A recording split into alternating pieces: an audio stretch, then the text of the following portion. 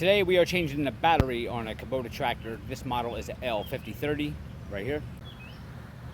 Okay, and the first thing you're going to want to do is these hoods. You have to push down on these hoods and turn this lever here and it should pull up. It's kind of hard for me to do with one hand, so I already have it unlatched. And then you're going to see that latch right there. If you just kind of push up on that hood, it will lock in. Alright, now in case I forget later in the video to lower it, you want to pull this latch out and then lower it down. Alright, now to take the battery out, I saw a lot of people in some of the tractor forums online talking about having to remove the little breaker box or the air cleaner, and some people would say the headlights, which is the correct way and the easiest way to do it, and I'll show you.